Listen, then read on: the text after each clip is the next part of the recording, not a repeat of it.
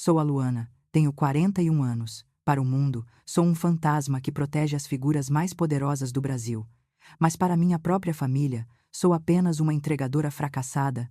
O ponto de ruptura foi naquela noite, na luxuosa festa de noivado no Lago Sul, em Brasília. No momento em que entrei, minha própria irmã, Bia, deu um sorriso presunçoso e me apresentou aos seus sogros bilionários. Esta é a Luana. Ela dirige uma caminhonete entregando kits de marmitas. Se precisarem de algo transportado, é só pedir a ela. A sala inteira explodiu em gargalhadas.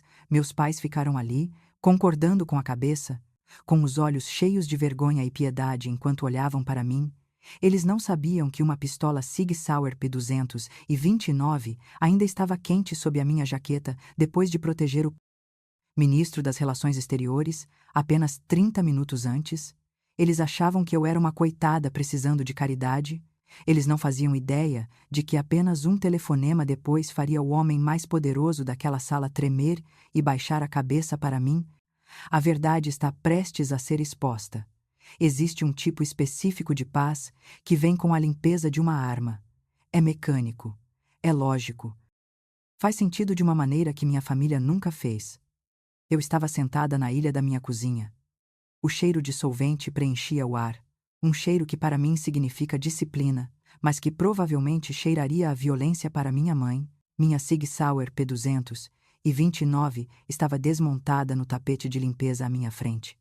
Isso não é apenas uma arma. É a arma de serviço padrão para o Serviço de Segurança Diplomática. É uma extensão da minha mão. Eu tinha acabado de limpar a mola de recuo quando meu celular vibrou agressivamente contra a bancada de granito.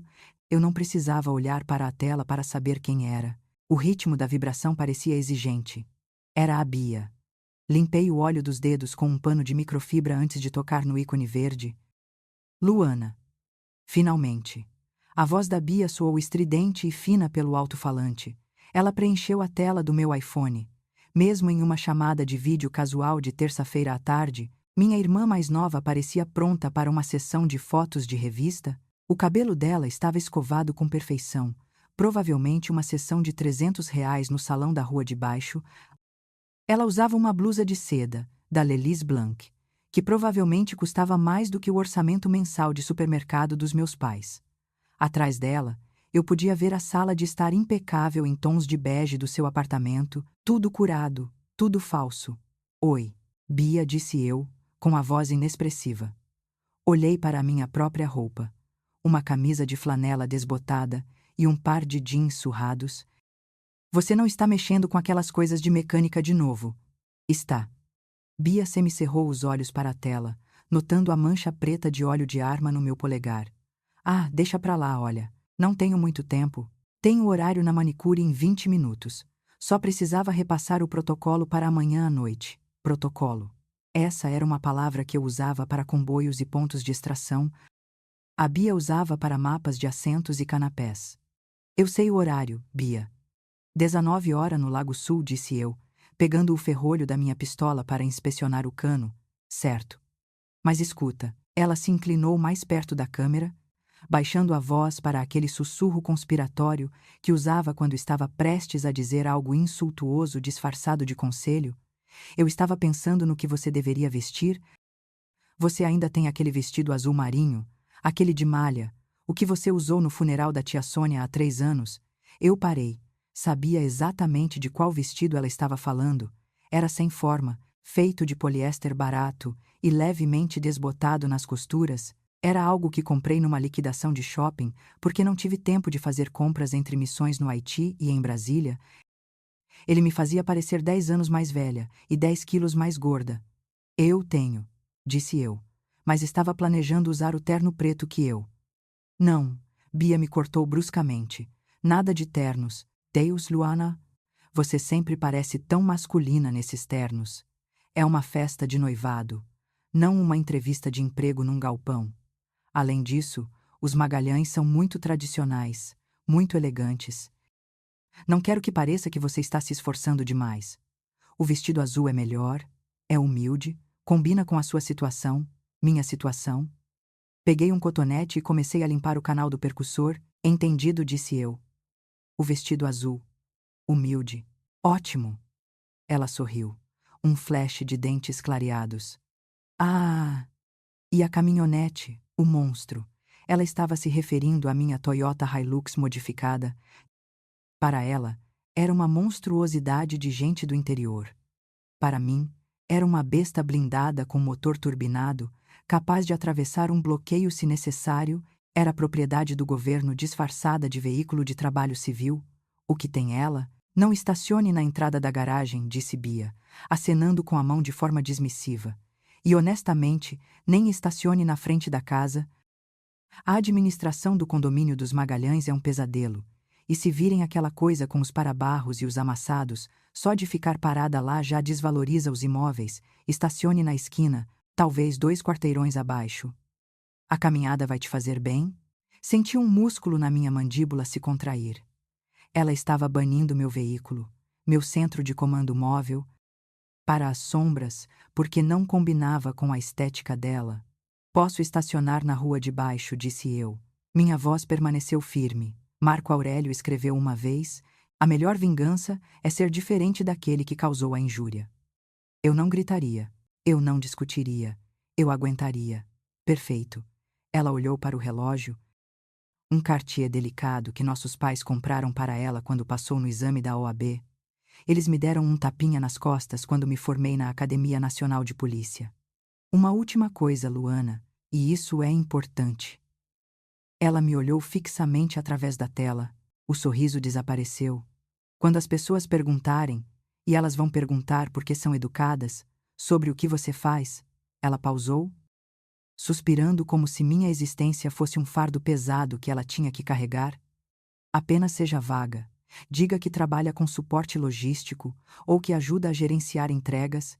Não comece com histórias sobre dirigir em estradas longas ou o que quer que você faça com essas caixas. O pai do Geraldo é senador. Luana. Não quero passar vergonha com papo de peão. Logística, repeti. E entregas? Exatamente. Seja breve. Sorria. Coma os salgadinhos e tente se misturar com o papel de parede. Ok. Tenho que correr. Te amo. A tela ficou preta antes que eu pudesse dizer tchau. Fiquei sentada no silêncio da minha cozinha. O te amo ecoou na sala vazia, soando tão oco quanto uma cápsula deflagrada. Lentamente, metodicamente, comecei a remontar a Sig Sauer, ferrolho, mola, guia, armação, clique, estalo. A arma estava inteira de novo, fria, pesada e pronta. Levantei-me e caminhei até a parede perto da despensa.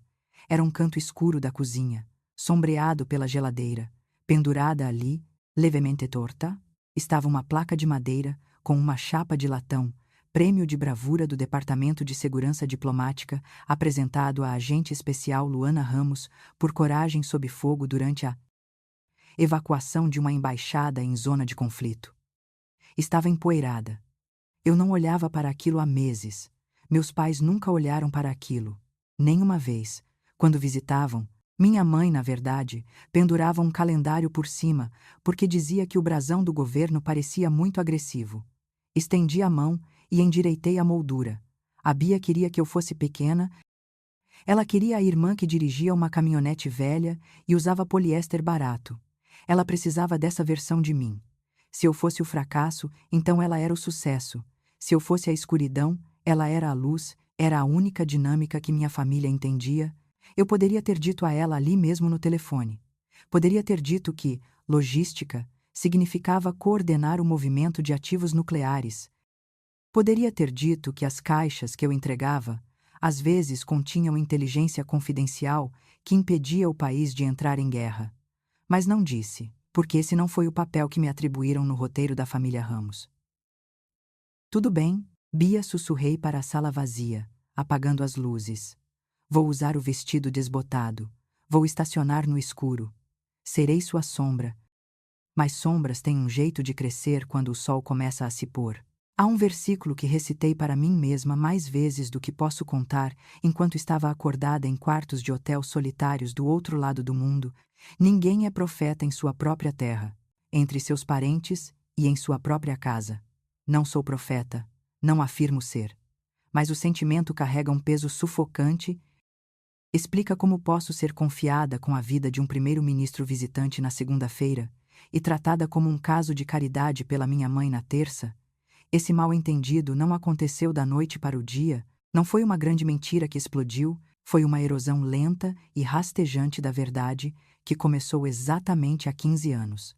Lembro-me do dia claramente. Era um domingo ensolarado de novembro. Eu tinha acabado de voltar do treinamento na Academia Nacional de Polícia.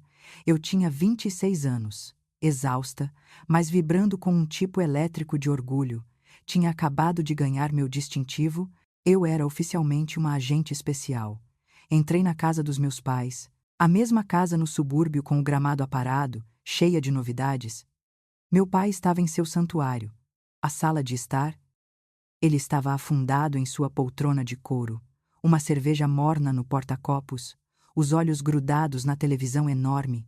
O futebol de domingo estava passando, o time dele estava perdendo, e a tensão na sala era mais espessa que a fumaça de charuto nas cortinas. Pai, disse eu, parando na frente da TV. Eu consegui.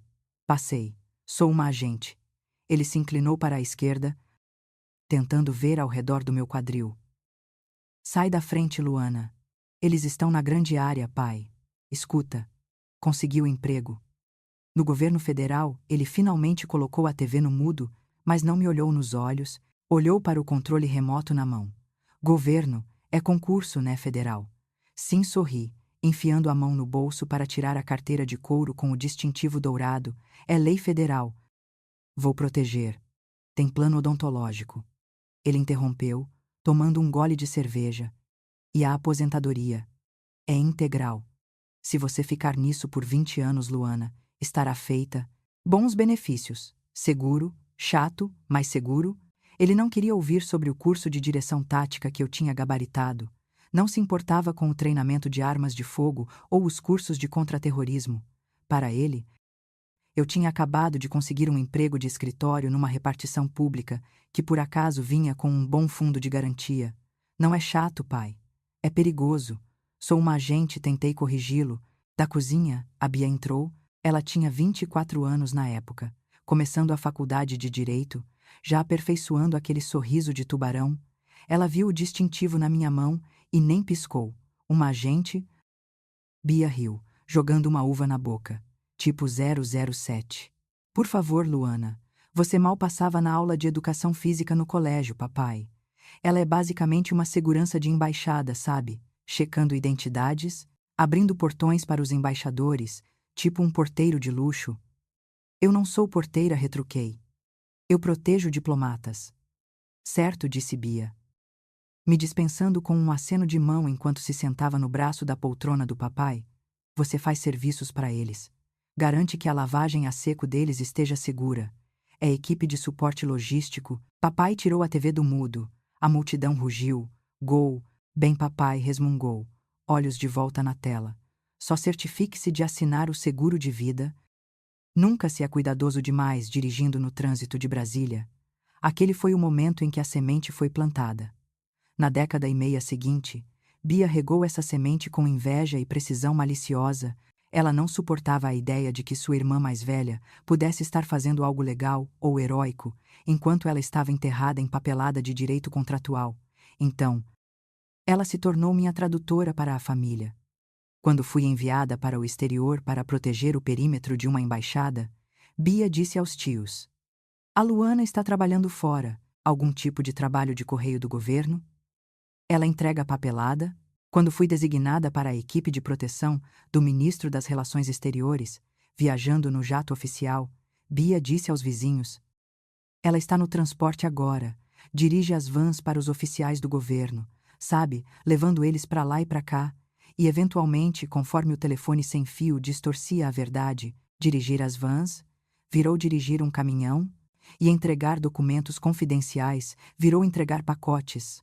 Aos 35 anos, na mente dos meus pais, eu era essencialmente uma motorista de iFood glorificada com autorização do governo. Não eram apenas palavras, eram ações. 3 meses atrás, cheguei em casa e encontrei um envelope na minha caixa de correio. Era um cartão da minha mãe. Abri, esperando talvez um cheque de aniversário.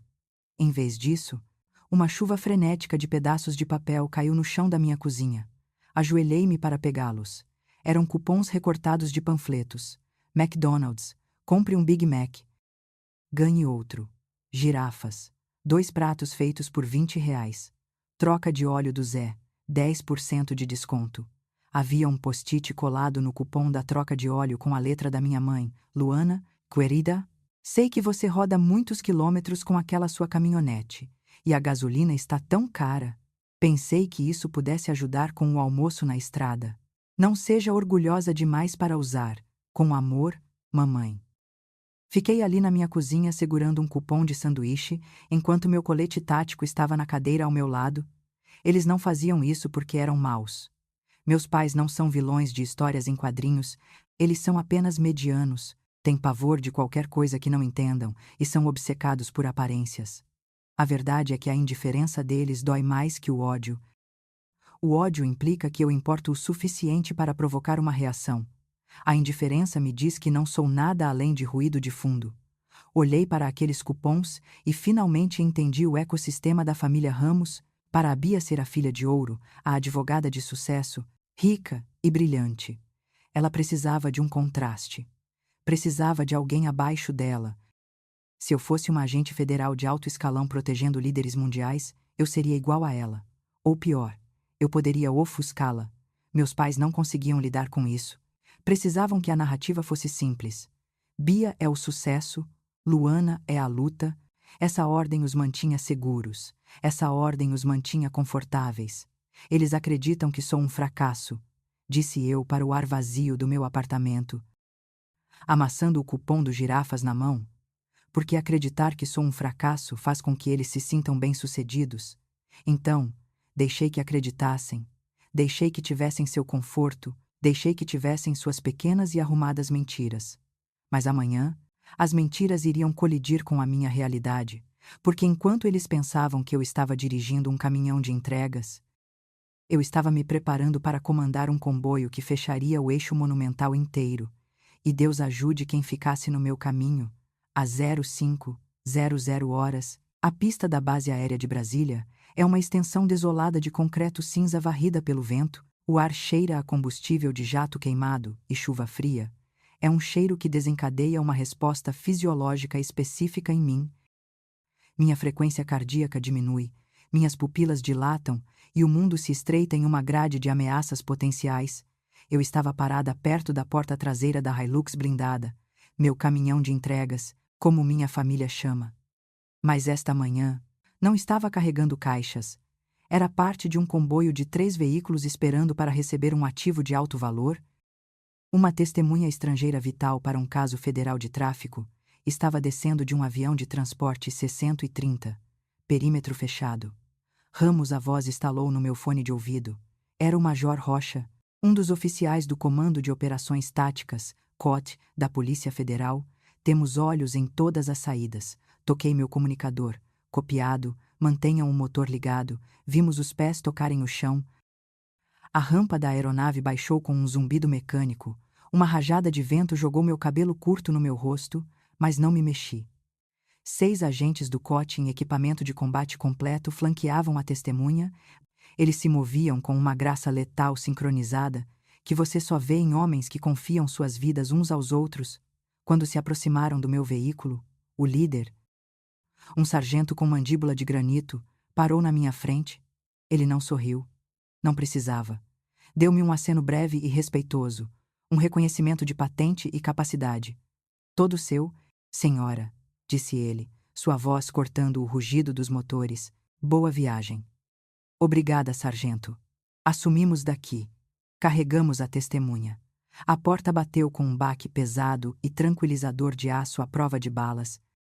O agente Paiva, meu oficial de segurança regional, deu 2 tapas no capô da caminhonete. Ele caminhou até a minha janela, enquanto eu engatava a marcha do veículo pesado. Paiva é um homem de poucas palavras, um veterano que viu mais combate que a maioria dos astros de filmes de ação. Bom trabalho, Ramos, disse Paiva, os olhos examinando o horizonte uma última vez. Essa foi uma extração de manual. Você é o escudo de ferro desta unidade. Não sei o que faríamos sem você. o escudo de ferro. Senti um calor se espalhar pelo meu peito que não tinha nada a ver com o aquecedor do carro. Respeito, competência, propósito. Neste mundo, nesta pista, eu era essencial, eu era poderosa. Guiei o comboio para fora da zona de segurança, vendo o nascer do sol sangrar laranja sobre o horizonte do Planalto Central. Meu trabalho estava feito. A adrenalina começou a recuar, deixando para trás a dor surda na lombar que vem de usar um colete tático de 10 quilos por 6 horas. Parei em um recuo para tirar o colete e prender minha arma no cofre. Foi quando meu telefone pessoal vibrou no banco do passageiro. A tela acendeu. Mãe! Encarei o aparelho. O contraste era gritante. Num minuto eu era Ramos, o escudo de ferro. No seguinte, eu era Luana, a filha. Desbloqueei o telefone. Luana, querida, você está voltando do seu turno da noite? Já que você está com a caminhonete grande, pode passar no Sam's Club. Precisamos de bebidas para a festa da Bia hoje à noite. 5 caixas de água com gás San Pellegrino. E talvez 5 caixas de Coca Zero. As de fardo grande. Economiza a taxa de entrega. E sua caminhonete tem bastante espaço. Obrigada. Li a mensagem 2 vezes. Minha caminhonete. Este veículo tem pneus Ram Flat. Blindagem reforçada capaz de parar um tiro de fuzil 7,62 e um sistema de comunicação via satélite criptografado. E minha mãe via isso como um carrinho de supermercado. Ela não perguntou se eu estava cansada. Não perguntou se eu estava segura. Ela só viu um caminhão grande e mão de obra gratuita. Olhei para o painel, eu poderia dizer não. Poderia dizer a ela que tinha um relatório para fazer. Poderia dizer a verdade, que este é um veículo do governo, e eu não deveria estar carregando refrigerante para uma festa de noivado no subúrbio. Mas não disse, porque o condicionamento é profundo, porque brigar com eles gasta mais energia do que simplesmente fazer a maldita tarefa. Copiado, sussurrei para ninguém, colocando a caminhonete em movimento. 40 minutos depois, eu estava no purgatório conhecido como estacionamento do Sam's Club. Manobrei a enorme Hilux preta para uma vaga entre uma minivan coberta de adesivos da família feliz e um sedã com adesivo de recém-habilitado. Desci, ainda vestindo minhas calças táticas e botas pesadas. Embora tivesse trocado a camisa tática pela de flanela, as pessoas olhavam. Eu parecia pronta para invadir o corredor do frango assado. Andar pelo galpão foi uma experiência surreal. 1 hora atrás, eu estava procurando por atiradores de elite, agora estava procurando o melhor preço na água com gás. Lutei com 5 caixas de água e 5 caixas de Coca Zero num carrinho de plataforma. Eram pesadas, desajeitadas. O esforço físico não era nada comparado ao treinamento, mas o peso mental era esmagador. Paguei com meu próprio cartão mamãe, sempre esquecia de transferir o dinheiro até semanas depois, e arrastei a carga de volta para a caminhonete. Quando estacionei no complexo de apartamentos da Bia, o sol estava alto e forte. Era um lugar agradável, com portaria, cercas vivas aparadas, o tipo de lugar onde as pessoas chamam a polícia se um carro ficar parado na rua por muito tempo. Entrei de ré na garagem e mandei mensagem para a Bia. Cheguei. A porta da frente se abriu. Bia estava lá enrolada em um roupão de seda, segurando as mãos no ar como um cirurgião se preparando para uma operação. Ah, graças a Deus, gritou ela, sem colocar um pé para fora. Acabei de passar a segunda mão de esmalte. Rosa bebê. Literalmente não posso tocar em nada por 20 minutos. Saí da caminhonete. O calor irradiando do asfalto me atingiu. Onde você quer isso? Perguntei, pegando as 2 primeiras caixas de refrigerante. Meus bíceps se contraíram sob a flanela. Só coloque na sala de estar, ela instruiu, acenando com uma unha molhada em direção à porta aberta. Empile no canto perto do carrinho do bar. Mas cuidado. Passei por ela. Carregando 25 quilos de água gaseificada, senti o cheiro químico de acetona e perfume caro. Substituiu o cheiro de combustível de jato no meu nariz. Cuidado! Bia gritou quando pisei na entrada. Acabei de mandar polir o piso de madeira na semana passada. Não arraste essas caixas, Luana. Levante-as.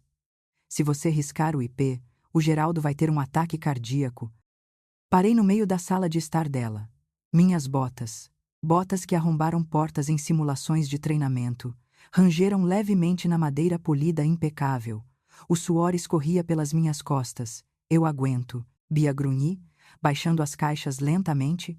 Certifique-se de que estão retas, acrescentou ela, encostada no batente da porta, soprando as unhas, e tente não trazer sujeira para dentro.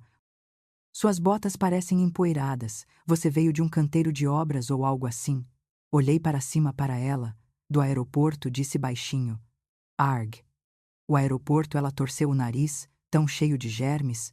Você provavelmente deveria lavar as mãos antes de tocar em qualquer comida mais tarde. Coloquei a última caixa de Coca Zero no chão. Clunk. Sou o escudo de ferro.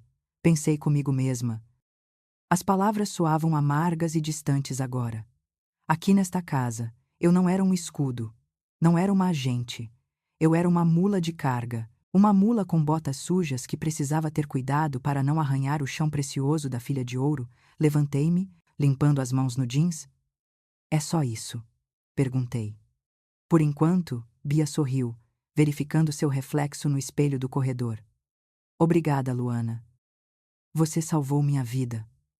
Honestamente, pagar por entrega é um golpe quando você tem uma caminhonete, né? Disse eu. Um golpe. Saí pela porta de volta para a minha besta blindada, sentindo-me menor do que nunca me senti na pista do aeroporto. A caminhada de onde estacionei minha caminhonete levou exatamente 12 minutos. A Bia estava certa sobre uma coisa. O bairro era impecável. Era o Lago Sul, o lugar onde a riqueza sussurra em vez de gritar. As ruas eram ladeadas por árvores antigas que formavam um dossel sobre a estrada. As casas ficavam recuadas, escondidas atrás de portões de ferro e cercas vivas. Caminhei pela calçada, os saltos dos meus sapatos velhos clicando de forma irregular no pavimento. O vestido de poliéster azul marinho que a Bia insistiu que eu usasse parecia pesado e sufocante contra minha pele. Não respirava. Agarrava-se a mim em todos os lugares errados, fazendo-me sentir menos mulher e mais como um pacote mal embrulhado. Ao virar a esquina para a mansão dos Magalhães, o silêncio do bairro foi substituído pelo zumbido baixo de um evento social em pleno andamento. A entrada da garagem era um estacionamento de engenharia europeia. Contei 3 Land Rovers pretas, 2 Mercedes Classe S e um Porsche. Uma equipe de manobristas de colete vermelho movia-se com a eficiência de um pit stop, levando os carros para longe, para que os convidados não tivessem que andar mais de 3 metros. Eu, claro, tinha andado 6 quarteirões. Aproximei-me da entrada principal. A casa era enorme, estilo colonial moderno, iluminada por um paisagismo de bom gosto. Um homem de terno preto estava na base da escada da frente. Segurava uma prancheta e usava um fone de ouvido, parecia segurança privada, provavelmente ex-policial militar. A julgar pela postura, quando pisei na calçada de pedra, ele deu um passo para a esquerda, o suficiente para bloquear meu caminho. Com licença, senhorita, disse ele. A voz era educada, mas os olhos eram duros. Ele me examinou. O cabelo crespo pela umidade, o vestido barato, os sapatos gastos. Ele não viu uma convidada, viu um problema. A entrada de serviço é pela lateral, disse ele, apontando o polegar para um caminho escuro ladeado por latas de lixo. A equipe do buffet precisa se apresentar ao gerente da casa na porta da cozinha. Parei. Minha mão instintivamente se moveu em direção ao quadril, onde meu distintivo costumava ficar, mas esta noite não havia distintivo. Apenas poliéster. Não sou do buffet, disse eu, mantendo a voz nivelada. O guarda levantou uma sobrancelha, olhou para a prancheta, depois de volta para mim. Claramente não acreditou. Este é um evento privado, senhorita. A lista de convidados é rigorosa. Eu sei, disse eu.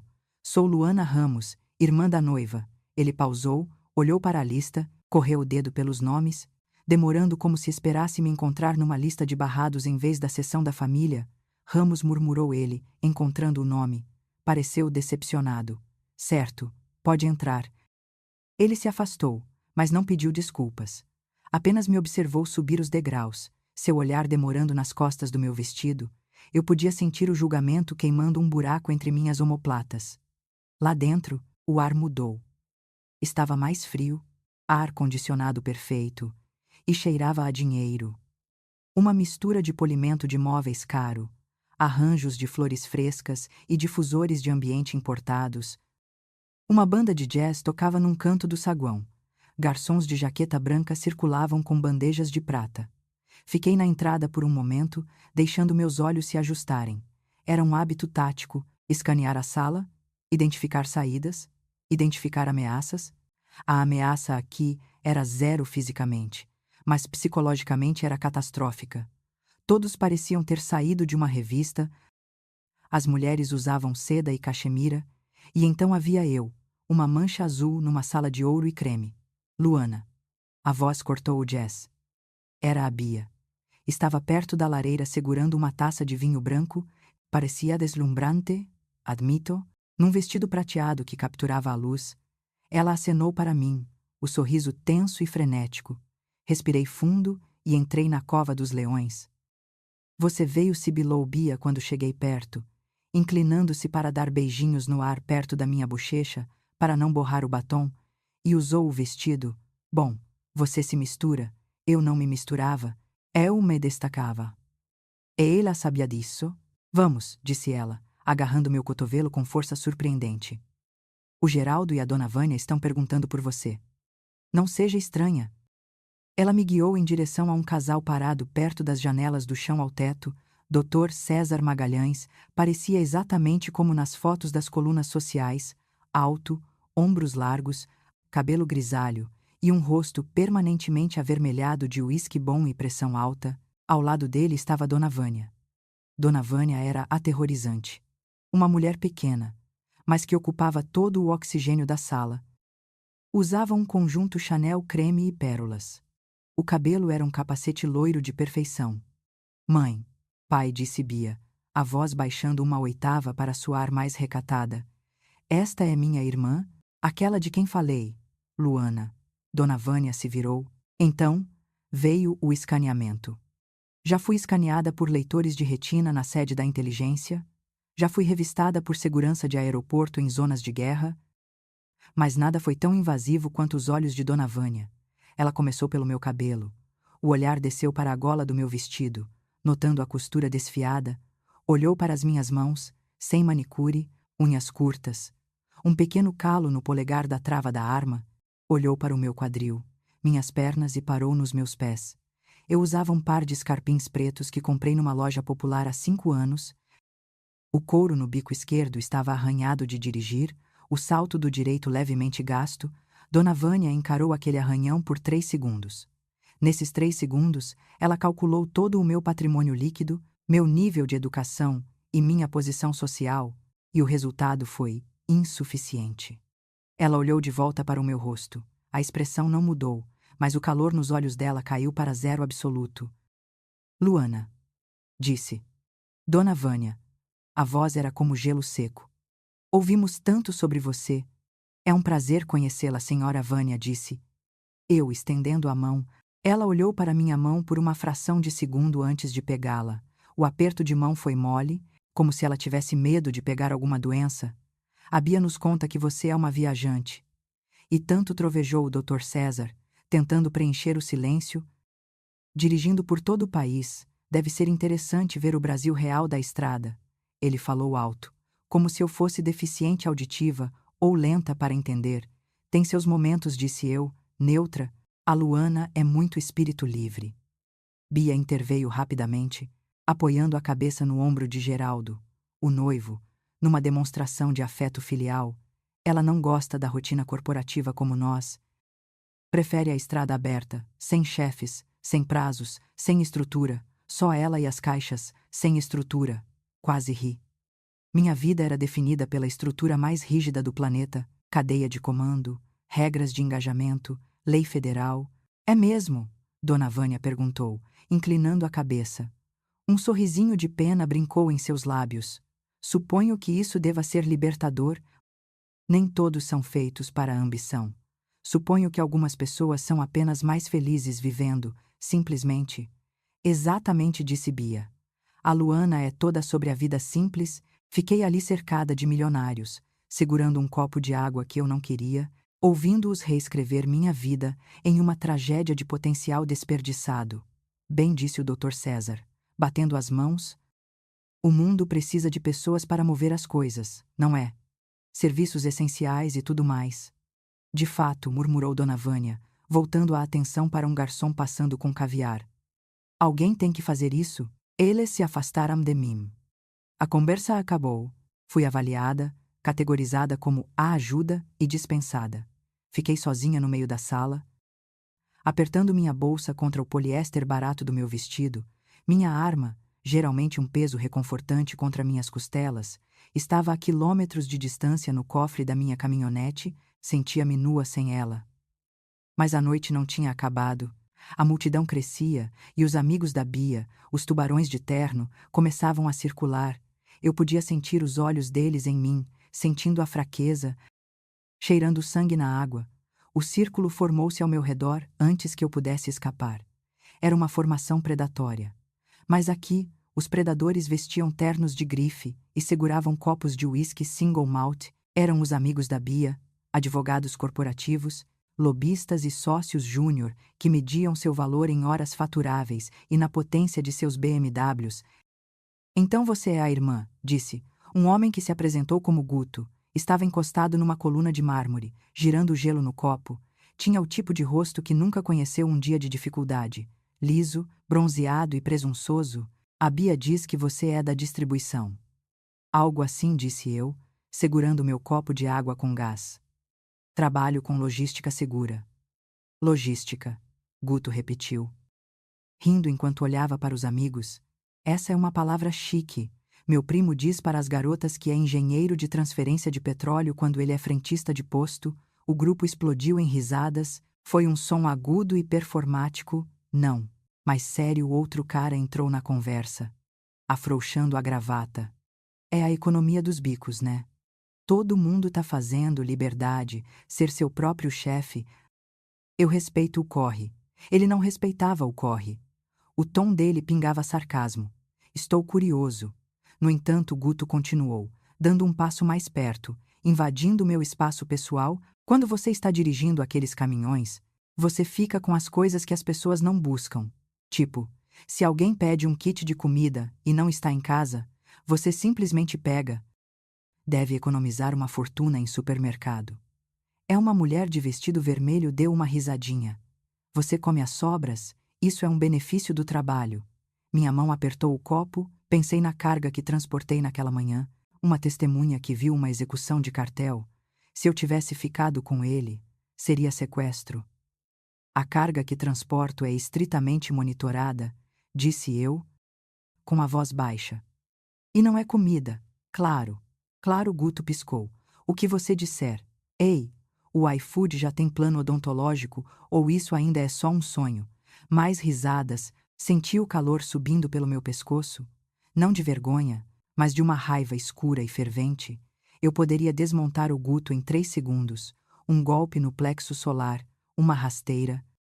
Ele estaria no chão engasgando por ar antes que seu uísque caro atingisse o tapete. Mas não podia. Eu estava no vestido azul de poliéster. Eu era Luana, o fracasso. Na verdade, uma voz trovejou atrás de mim. Era meu pai. Por uma fração de segundo, uma parte tola e infantil de mim pensou que ele vinha me salvar. Eu me virei. Ele segurava uma taça de vinho tinto.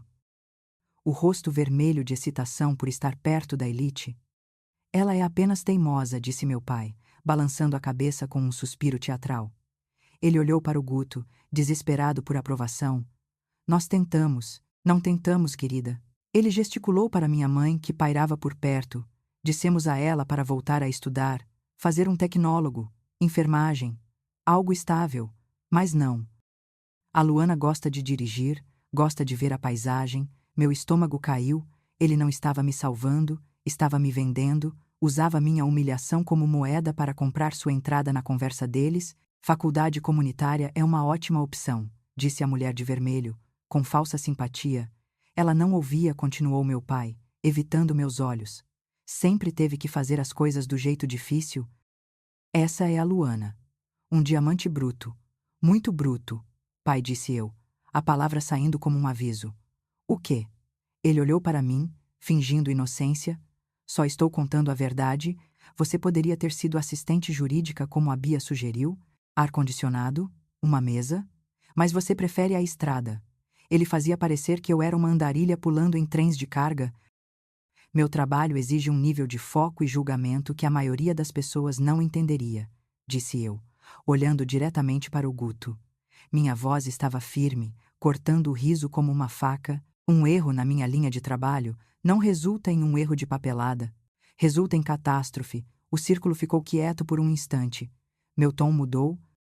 A garota das entregas tinha acabado de falar com a autoridade de um comandante de campo. Guto piscou, parecendo inseguro, mas a tensão foi quebrada por uma mão pesada pousando no meu ombro. Era o Dr. César Magalhães, o patriarca. Ele apertou meu ombro, não com afeto, mas com o peso da posse. Ora, ora, trovejou o doutor. César, não vamos pegar no pé da Luana. Ele olhou ao redor, interpretando o rei benevolente, defendendo seu camponês? A sociedade precisa de pessoas como a Luana. Pensem bem. 100 pessoas dispostas a fazer o trabalho pesado, a dirigir, a servir, como funcionaríamos? Não teríamos nossos pacotes, não teríamos nossos jantares entregues quentes. Ele olhou para mim. É um serviço nobre, minha cara, disse ele, falando devagar, enunciando cada palavra. Saber o seu lugar no ecossistema é uma virtude. Nem todos foram feitos para liderar, nem todos foram feitos para criar políticas ou construir impérios. Algumas pessoas são as mãos e os pés, e agradecemos por isso. A sala pareceu inclinar. Saber o seu lugar. Ele não estava me defendendo, estava me definindo, estava me colocando numa caixa, uma pequena caixa rotulada na base da pirâmide dele. Para ele, eu era o equivalente biológico de uma empilhadeira, útil, necessária, mas não senciente, não igual. Obrigada, Dr. César, disse eu. Minha voz soou oca. Fico feliz em poder servir. Esse é o espírito, doutor.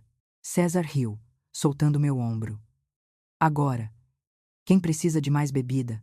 Abri um Bordeaux de 1998 que está respirando lindamente. O círculo se rompeu. Eles me deram as costas, atraídos pela promessa de vinho caro, deixando-me sozinha no centro do tapete. Encarei as costas deles. Meu telefone, enfiado na pequena bolsa que eu segurava, começou a vibrar contra a palma da minha mão. Era uma vibração longa e sustentada, não uma mensagem. Uma chamada. Olhei para a tela. Não era minha mãe. Não era a Bia. A tela piscava em vermelho. Chamada segura. Comando central. Respirei fundo. O ar na sala de repente parecia rarefeito. A humilhação evaporou, substituída pela clareza gélida do dever. A entregadora estava prestes a bater o ponto. A agente estava entrando em serviço. Virei os calcanhares e caminhei rapidamente para o corredor. As portas de carvalho abafaram o som da banda de jazz. Deslizei o dedo na tela. Ramos, disse eu. Minha voz desceu uma oitava. Código vermelho. Ramos. Repito. Código vermelho. Era o Rocha. A voz dele estava tensa, lutando contra um fundo de rádio caótico. Temos uma situação. O comboio do ministro foi cercado no eixo monumental. 2 quilômetros ao sul da sua posição, a polícia militar está sobrecarregada. Temos uma ameaça credível de emboscada. O veículo principal está incapacitado. Meu sangue gelou. Eixo monumental. Nessa hora, era um estacionamento de gente voltando para casa. O ministro Fonseca, o homem que detinha os segredos das relações diplomáticas, estava preso numa caixa de metal cercada por hostis. Status do ativo? Perguntei. O ativo está seguro por enquanto, mas a exposição é alta. Precisamos de uma rota de extração e suporte de fogo imediato. Você é a unidade mais próxima?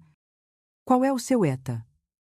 Olhei para o meu relógio, depois para meu vestido de poliéster azul, depois para meus sapatos gastos. Estou com a besta, disse eu, referindo-me à minha Hilux blindada. Posso estar lá em 4 minutos, se pular o canteiro central. Faça isso. Latiu Rocha. Tire ele de lá. Luana, leve-o para o local seguro. Você está autorizada a usar força letal. Vai. A linha ficou muda. 4 minutos. Empurrei o telefone de volta na bolsa. Meu coração martelava contra as costelas. Virei-me para a sala principal. O caminho mais rápido para a porta da frente era através da multidão. Empurrei as portas duplas. A sala tinha ficado quieta. O Dr. César estava perto da lareira, batendo uma colher na taça de cristal. Tim, tim, tim.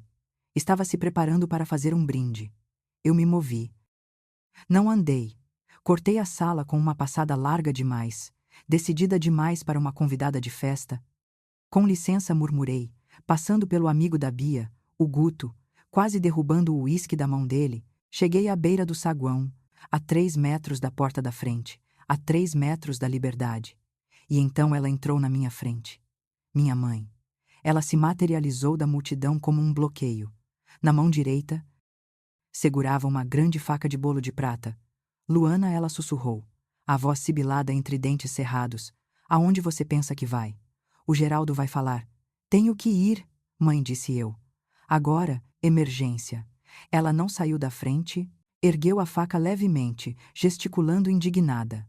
Emergência. Ela zombou. Que tipo de emergência? Alguém pediu uma salada e esqueceu o molho? Uma caixa caiu do caminhão. Mãe, sai da frente, disse eu. Meu tom era gélido. Era a voz que eu usava para ordenar civis a se abaixarem durante uma invasão. Você não vai estragar isso, disse ela. A voz subindo. A Bia trabalhou meses nesta noite. Vamos cortar o bolo. É tradição. Você não pode sair antes do bolo. É suicídio social. Eu não ligo para o bolo, disse eu. Tenho que ir. Ela olhou para o meu vestido barato e riu. Você não pode esperar 10 minutos. O cliente é tão importante assim. O mundo vai acabar se alguém não receber a marmita na hora. Olhei para ela, pensei em gritar. Vou salvar o ministro de Estado de uma tentativa de assassinato. Mas olhei para os rostos deles.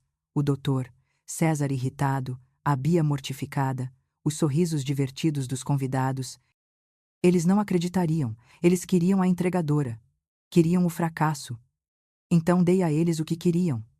Sim, mãe, disse eu, minha voz ecoando na sala silenciosa. O cliente está com muita fome e fica muito bravo quando me atraso. O queixo da minha mãe caiu levemente.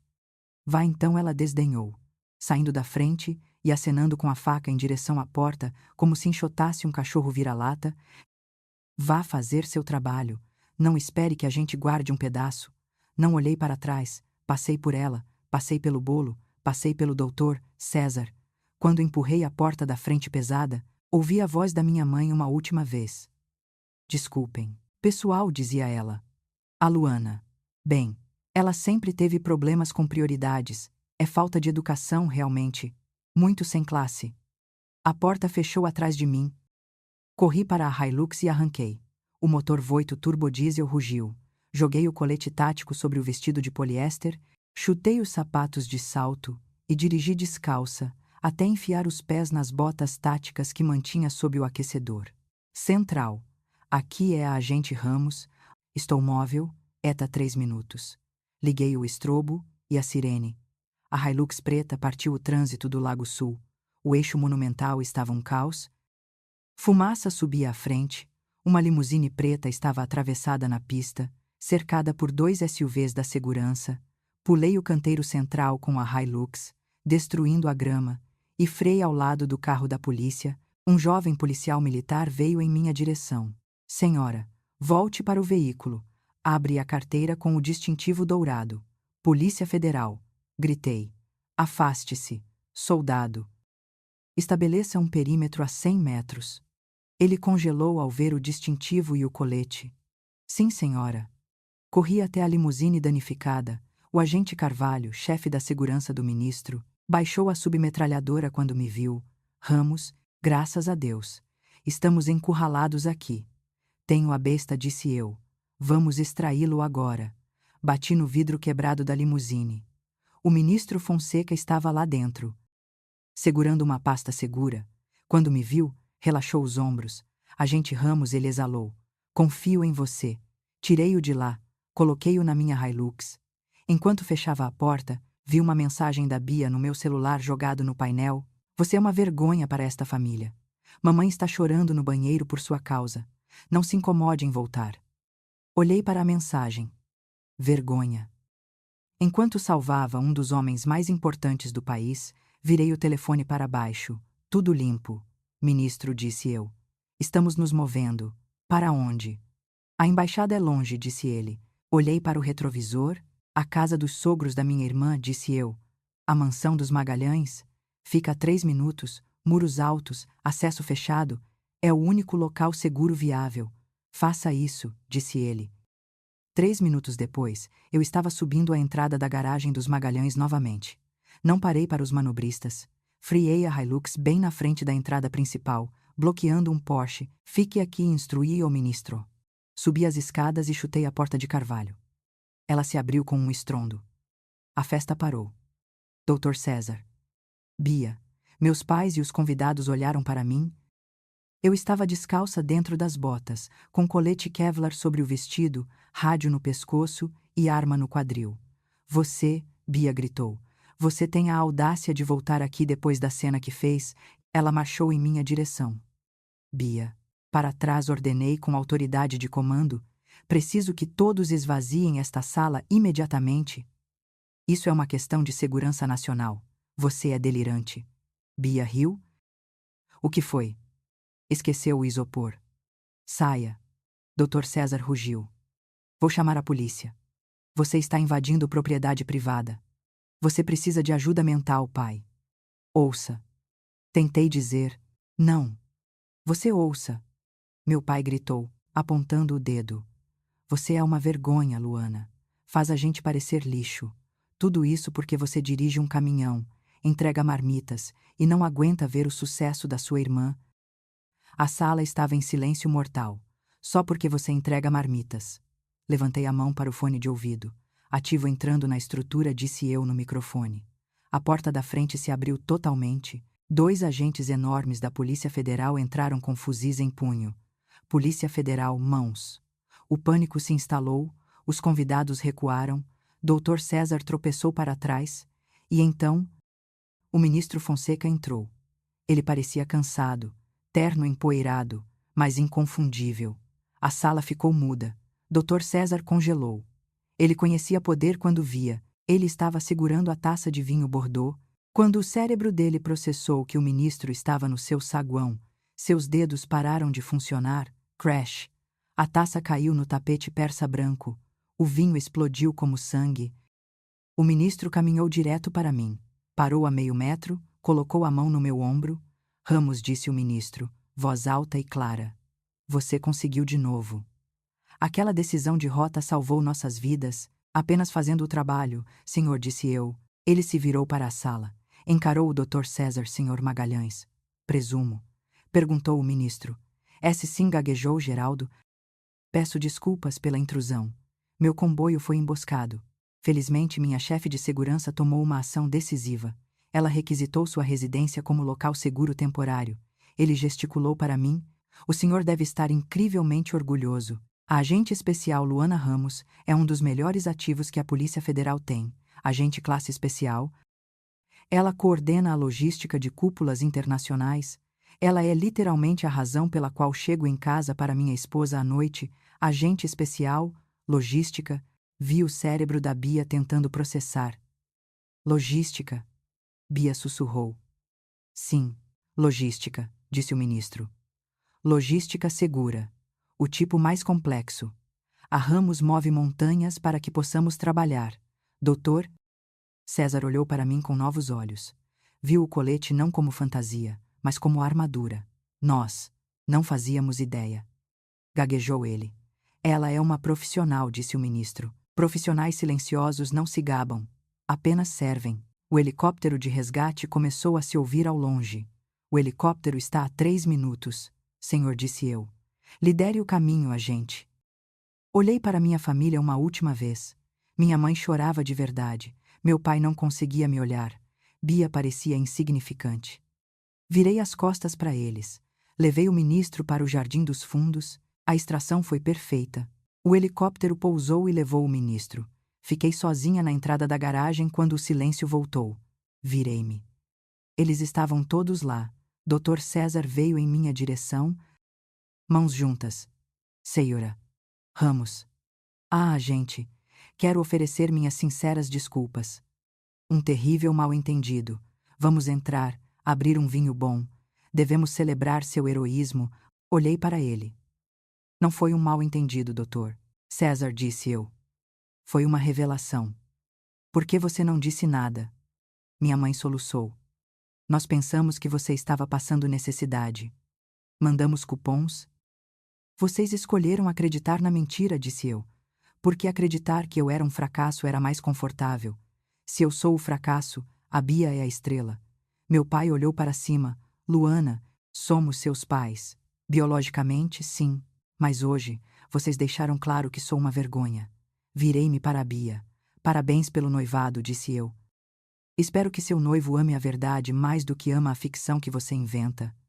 Caminhei até minha Hilux. Luana, espere. Minha mãe chamou. Entrei na caminhonete. Meu telefone apitou. Notificação do banco. Depósito recebido. Tesouro Nacional. Valor. R. 75. 00000. Memo. Bônus de risco código vermelho. Não senti necessidade de mostrar a eles. A validação não vinha mais deles. Coloquei My Way para tocar no som. Olhei pelo retrovisor. Vi-os encolhendo à distância, presos em sua gaiola dourada de mentiras. Pisei no acelerador. A caminhonete avançou, deixando a mansão do Lago Sul para trás. A estrada se estendia à minha frente. Eu não era a filha deles. Não era a irmã. Não era a entregadora. Eu era a agente Luana Ramos. E tinha uma longa estrada pela frente. Eu fiz do meu jeito.